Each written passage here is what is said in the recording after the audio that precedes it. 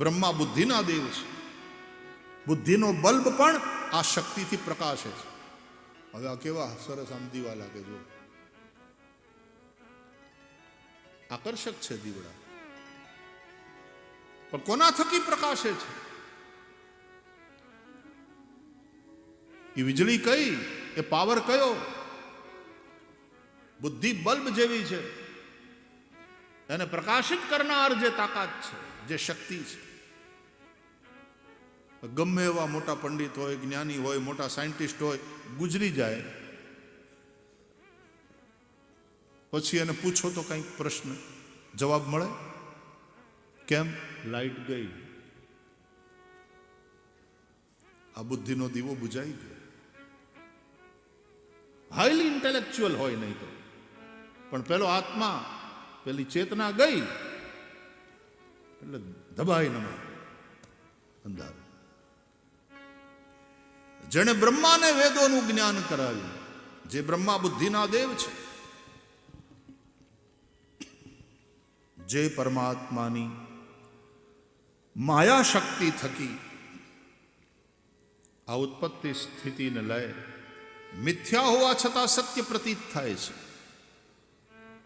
માયા એટલે હાચાને ખોટું દેખાડે ને ખોટાને હાચું દેખાડે, માયા. જે છે એને છુપાવે, નથી એ દેખાડે, એ માયા. સંસાર નથી એ દેખાડે, ભગવાન જ છે એને છુપાડે. है को छुपावे और जो नहीं है उसको दिखावे, माया. સિનેમાના હોલમાં બેઠા બેઠા તમે પડદા ઉપર સિનેમા જોતા હોય, ત્યાં પડદો જ છે, બીજું કાંઈ નથી, પણ એના ઉપર જે ચિત્ર, ચલચિત્ર, હવે એમાં આગ લાગી હોય, ધોડાધોડી થતી હોય, ચીહું સંભળાતી હોય, એ આગ હાચી છે?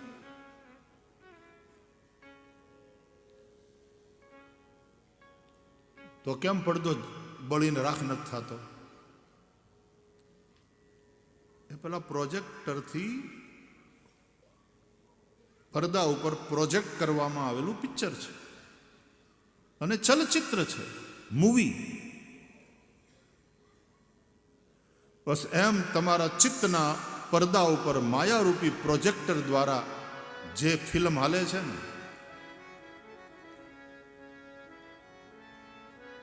એ સંસાર ને એ ફિલ્મ પૂરી થઈ જાય, ધ્યાન છે ને એ આ પિક્ચરને હટાવી દેવાની વાત છે. ચિત્ત એની સહજ અવસ્થામાં, કશા જ વિચાર નહીં, કંઈ જ નહીં, ન સુખ ન દુઃખ ન માન ન અપમાન, કંઈ નહીં. હાચાને ખોટું બતાવે, ખોટાને હાચું બતાવે, હોય એ છુપાડે, ન હોય એ દેખાડે, એ માયા. અને માયાના એ કપટને, માયાના એ ખેલને સ્વેન ધામના નિરસ્ત કુહકમ, જે પોતાના પ્રકાશ દ્વારા નિરસ્ત કરે છે, મિટાવી દે છે. સત્યમ પરમ ધીમહિ, એ પરમ સત્ય પરમાત્માનો હવે અમે વિચાર કરીએ. બહુ વાતો સંસારની થઈ, હવે એમાંથી બહાર નીકળી અને થોડોક આવો પરબ્રહ્મનો વિચાર, બ્રહ્મ વિચાર. સત્યમ પરમ ધીમહિ. ભાગવતની છેલ્લે એમાં પણ સત્યમ પરમ ધીમહિ લખ્યું વ્યાસજીએ કે હવે એ જેના ઉપર વિચાર કર્યો એ પરબ્રહ્મનું અમે ધ્યાન કરીએ છીએ. ધીમહિ, ધીમહિ શબ્દ બહુવચનમાં છે, અમે ધ્યાન કરીએ છીએ. ગાયત્રી મંત્રમાં પણ આ ધીમહિ શબ્દ છે. ભર્ગો દેવસ્ય ધીમહિ, દેવસ્ય ભર્ગ. ભર્ગ એટલે તેજ, પ્રકાશ. દેવસ્ય દેવના, કયા દેવના? બોલે સવિતુઃ તત્ સવિતુઃ વરેણ્યમ. એ સવિતા દેવના વરેણ્ય શ્રેષ્ઠ ભર્ગઃ તેજનું અથવા તો તેજોમય સ્વરૂપનું. દુનિયાના બધા ધર્મોએ મોટે ભાગે પરમાત્માને પ્રકાશમય જોયા છે. that divine light.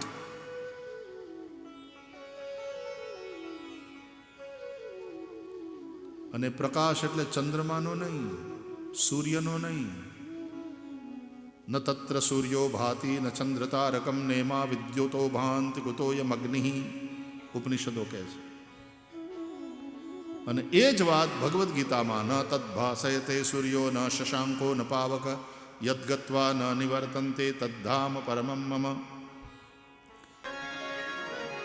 એ પ્રકાશ સૂર્યનો નથી, એ ચંદ્રનો નથી, પણ સૂર્ય ચંદ્ર આ બધા જ જેના થકી પ્રકાશિત છે એ પરબ્રહ્મ પરમાત્મા. અમે એના તેજોમય સ્વરૂપનું ધ્યાન કરીએ છીએ. ગાયત્રી મંત્રમાં આ વાત છે. શા માટે? ધિયો યો નઃ પ્રચોદયાત. ધિયો ધિયઃ એટલે કે બુદ્ધિને, નઃ એટલે અમારી, યહ એટલે જે, પરમાત્મા પ્રચોદયાત પ્રેરિત કરે છે, પ્રકાશિત કરે. પરમાત્મા જ બુદ્ધિ પ્રેરક છે. અર્જુનને જેમ જ્ઞાન આપ્યું ભગવાને, એમ અર્જુનના ભાવથી તમે ભગવાનના શરણે જાઓ તો તમારી બુદ્ધિને પણ શુભમાં ભગવાન પ્રેરિત કરે. When you are connected with him, he inspires you. હે ના? એક ઇન્સ્પિરેશન મળે અને તમે સાચા નિર્ણય કરી શકો. અને એટલા માટે દરરોજ થોડો સમય ભગવાનનું ધ્યાન, ભગવાનનું ભજન, ભગવાનનું પૂજન. તો ભાગવતના મહાત્મ્યમાં કથાની જે વિધિ બતાવી એમાં એટલા માટે કહેવામાં આવ્યું કે રોજ દેવસ્થાપન કરવાનું, રોજ ભગવાનની પૂજા કરવાની. ભગવાન વિષ્ણુને, લક્ષ્મી નારાયણને તુલસી પત્ર અર્પણ કરવાના, વિષ્ણુ સહસ્રનામ ઇત્યાદિના પાઠથી. તમે અહીંયા રોજ સ્થાપન ઉપર પૂજા માટે આવો છો. મારા ભૂદેવો પૂજા કરાવે છે. ઘણાને એમાં બહુ રુચિ ન, બહુ એમાં મન ન લાગે કે એનાથી શું થાય. હવે અડધો કલાક 1.5 કલાક એમાં બેહવાનું. તમે 1.5 કલાક એક્સરસાઇઝ કરો ને તો એની અસર તમારા શરીર ઉપર થાય છે કે નહીં? તો 1.5 કલાક તમે પૂજામાં બેસો, એની અસર તમારા મન ઉપર થાય થાય અને થાય.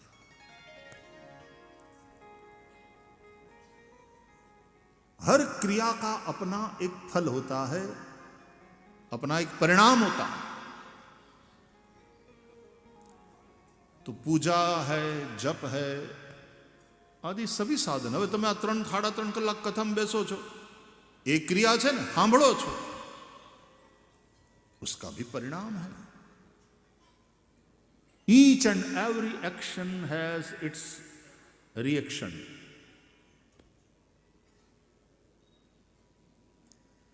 Each and every action has equal and opposite reaction, એવું કહેવાય છે. એવું છે ને પ્રવીણ? તો કોઈ પણ ક્રિયા ફળ દીધા વગર શાંત ન થાય. તો પૂજા તમે કરો સવારના કે અહીંયા 1-1.5 કલાક, નિશ્ચિતપણે એનો પ્રભાવ આપણા મન ઉપર દેખાય. इसका अपना प्रभाव है. તો નિત્ય ભગવાનની પૂજા કરવાની, પછી કથા સાંભળવાની. આમ તો કથાનો નિયમ એવો છે વાલા, આ સૂર્યોદયાદારભ્ય સાર્ધત્રી પ્રહરાંતકમ, સૂર્યોદયથી લઈ અને સાંજના 10:30 કલાક, 3.5 પ્રહર એટલે 10.5 કલાક કથા ચાલે. મધ્યાહને 2 ઘડી 24 દુને 48 મિનિટની રિસેસ હોય. એમાં 2 કેળા ને અડધો ગ્લાસ દૂધ પીને પાછું બેસી જવાનું. એમ રોજ 10.5 કલાક કથા ચાલવી જોઈએ. આપણે રોજના 7 કલાકની ડેફિસિટ છે, કારણ કે માત્ર 3.5 કલાક આપણે બેસીએ. 3.5 કલાકમાંથી પાછો અડધો કલાક તો કાઢી નાખવાનો, સન્માન કરાવવાનો ને આ કરાવવાનો, પહેલાં પૂજા ને છેલ્લે આરતી ને અંતે ને બધું, એટલે 3 જ કલાક આમ તો કાયદેસર. એટલે 7.5 કલાકની કથા. અને અહીં તો તમે બધા સમજદાર છો એટલે, બાકી નહીં તો ઘણે ઠેકાણે કથા આપણને ખબર ન પડે. કથા છે કે સન્માન સમારોહ છે, એને સામાજિક સન્માન સમારોહ કરી નાખીએ આપણે. અને વક્તા પણ કથા કરે છે કે બીજું કંઈ, तो कथा ऊपर तो खबर नहीं क्या क्या क्या आक्रमण होता रहता है. अब कथा कथा नहीं रही बेचारी, स्थिति ये बन गई. शुद्ध कथा ठीक है, वच्चे भजन आवे, वच्चे कीर्तन आवे, वच्चे दृष्टांत सिद्धांत ने समझावा माटे थईने आवे, पण तो केसर ने एलची ने ई बधुं छे. मूल आइटम कई, शीरा में किसमिस न खाय बराबर, दाल ढोकड़ी में सींगना दाणा नाखो ई बराबर, थोड़ी हणगाड़वी पड़े. पण 10.5 कलाक रोज कथा चाले त्यारे 7 दिवस में आ मूल भागवत छे पूरुं थाय. दृष्टांत एक्स्ट्रा, भजन नो टाइम एक्स्ट्रा, विधि आवी छे. આપણે બધું ટૂંકું ટૂંકું ટૂંકું ટૂંકું કરતા જઈએ. આપણે લ્યો ને 94ની આપણી કથા 2 સત્રમાં હતી, આ વખતે આપણે 1 સત્રમાં બેઠા. લગભગ હવે બધી કથાઓ 1 સત્રમાં ચાલવા માંડી. કંઈ વાંધો નહીં, એક ઘડી આધી મેં પુનિયાદ, કલ્યાણ જ કરે છે. અત્યારે માણસની વ્યસ્તતા ખૂબ વધી, બીજા બધા પણ બંધનો હોય. રાજા પરીક્ષિતો બધું છોડીને પછી ગંગાને કાંઠે ગયા હતા, એટલે ત્યાં કથા સિવાય બીજું કંઈ કરવાનું જ નહોતું. શૌનકાદિ ઋષિઓ નૈમિષારણ્યમાં દીર્ઘ સત્ર માટે ભેગા થયેલા, એટલે ત્યાં સવારના ભાગમાં યજ્ઞ, અને ત્યાંય 1 સત્રમાં કથા ચાલતી હતી હાનના. પણ 1000 વર્ષનો યજ્ઞ હતો એ. એટલે યજ્ઞ અને સત્સંગ સિવાય બીજું કંઈ કરવાનું જ નહોતું રે. એટલા માટે ઘણા લોકો પછી તીર્થોમાં જઈને કથા કરાવે, બધાને લઈ જાય. હમણાં જો અહીંયા આવ્યો છું ને તો ભીમાશંકરથી આવ્યો. ભીમાશંકર જ્યોતિર્લિંગમાં કથા હતી, તો 701 માણસો ભેગા થયા હતા ત્યાં, બધાય બહારથી આવેલા. ત્યાં જ રહેવાનું હતું, અને જંગલ, ભીમાશંકરના દર્શન અને કથા એ સિવાય કરવાનું કંઈ હતું જ નહીં.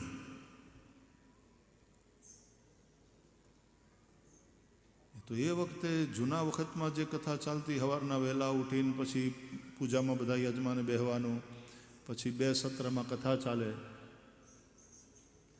આખો દિવસ કથામય, બીજું કશું જ કરવાનું રહેતું નહોતું. તો પૂજા ઇત્યાદિ આપણે જે કંઈ કરીએ એનો પણ પ્રભાવ છે આપણા મન ઉપર. તો સવારના 1-1.5 કલાક પૂજા થાય, અને પછી કથા સત્સંગનો પ્રારંભ થાય. તો થોડોક વૈરાગ્ય, વિરક્તો વૈષ્ણવો વિપ્રો, આવા ભાવથી ભાગવતની કથા થવી જોઈએ. આપણે હવે એ પરબ્રહ્મ, પરમ સત્ય, એના ઉપર થોડો વિચાર કરવો છે. સત્યમ પરમ ધીમહિ. આવી રીતે મંગલાચરણ કરી અને પછી ભગવત કથા માટે, એ સંવાદ માટે વ્યાસજી આપણને લઈ જાય છે નૈમિષારણ્યમાં. નૈમિષે નિમિષ ક્ષેત્રે ઋષય શૌનકાદય સત્રમ સ્વર્ગાય લોકાય સહસ્ર સમમાસત.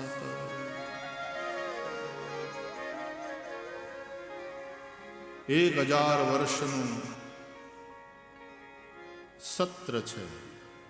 1000 વર્ષનો યજ્ઞ માંડીને બેઠા છે નૈમિષારણ્યમાં શૌનકાદિ ઋષિઓ.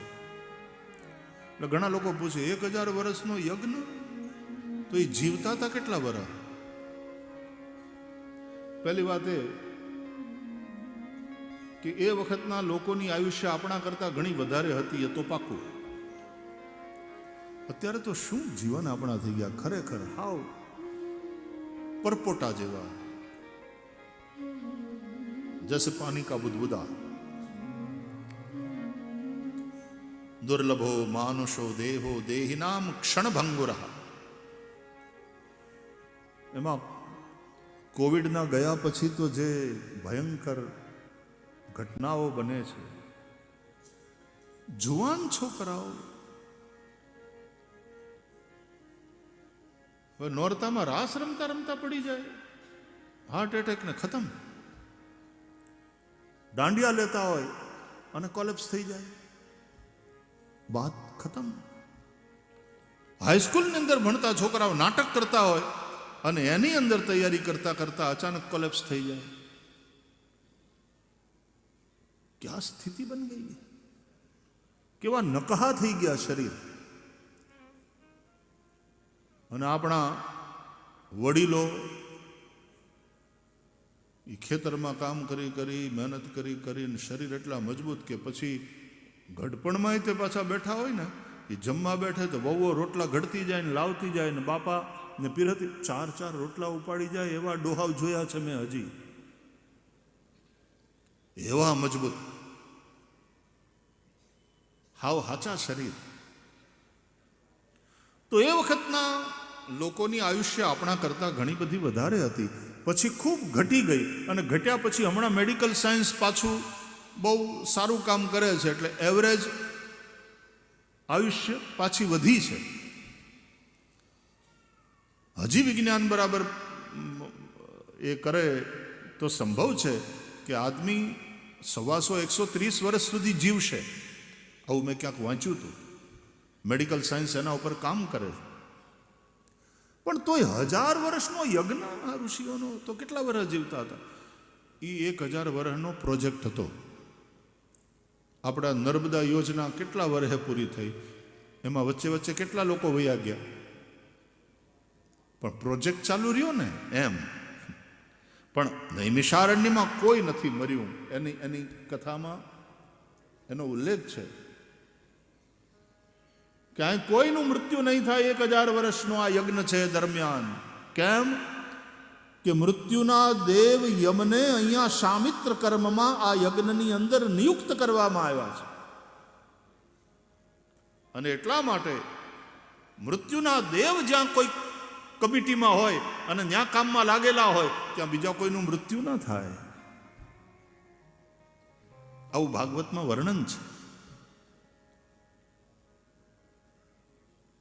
અને તેથી 1000 વર્ષનો એ યજ્ઞ,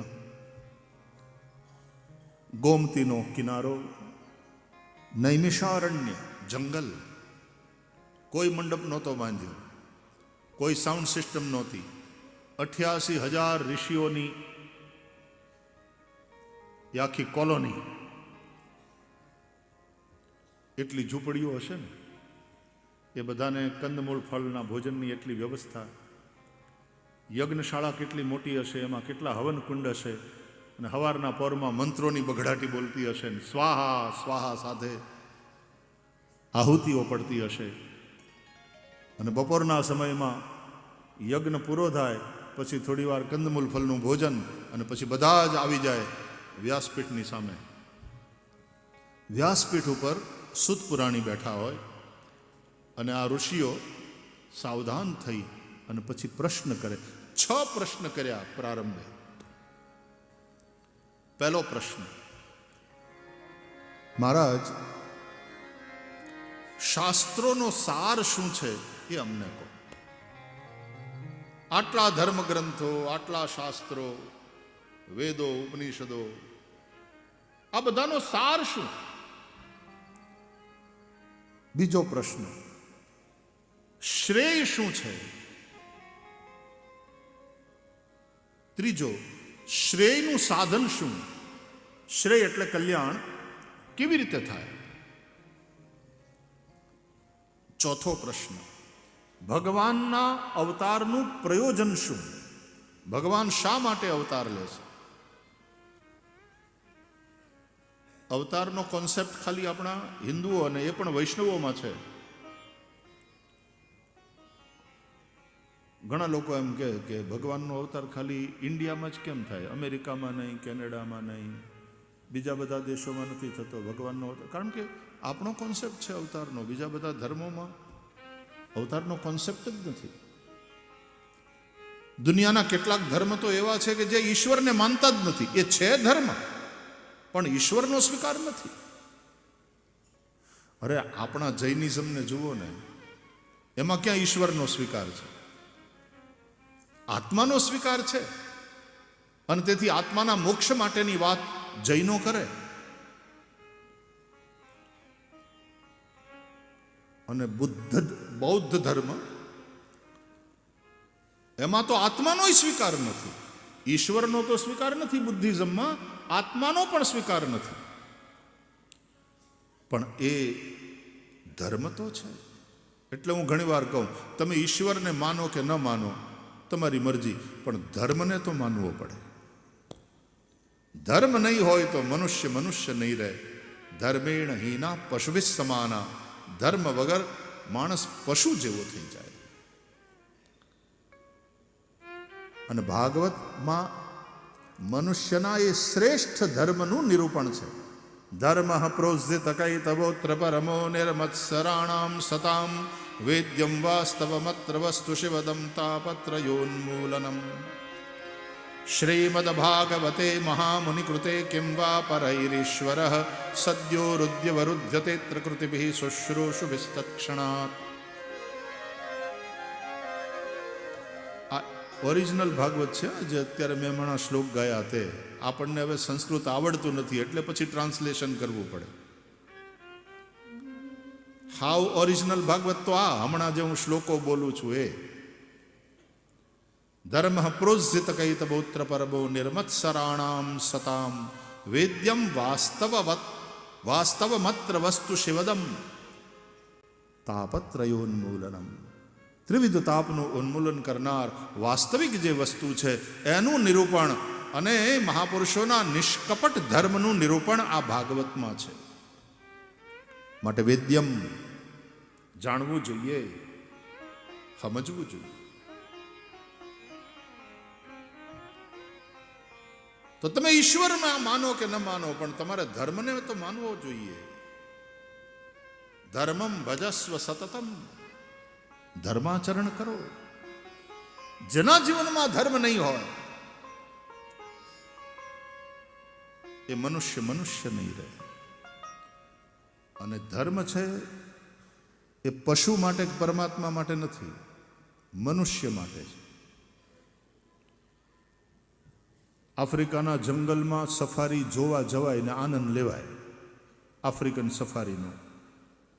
ત્યાં જઈને અમે ભલે ભાગવતકાર હોઈએ, એટલે ત્યાં બધા હણક્યાને ને સિંહને ને ચિત્તાને ને લેપડને ભેગા કરીને એમ ન કહેવાય, કથા સાંભળો લેપડ ભૈયા,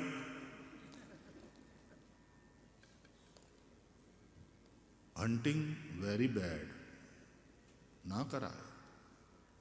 Thou shall not kill. હિંસા સારી વાત નથી. બેન સિંહણ, તું એકાદશીના ઉપવાસ કર, એનાથી તને પુણ્ય થશે. હવે એવું એને સમજાવવા બેહાય? સિંહણને એકાદશી કરાવાય? સિંહણને એકાદશી કરવાનો ઉપદેશ આપવા જાઓ તો એ જ પેલા ખાઈ જાય તમને. એકાદશી પછી પેલા લાવ, સામે આવ્યું છે હીરાવી લો. ધર્મ પશુ માટે નથી, ધર્મ મનુષ્ય માટે છે. કેમ? કારણ કે મનુષ્ય આ પૃથ્વી ઉપરનું સૌથી બુદ્ધિમાન પ્રાણી છે.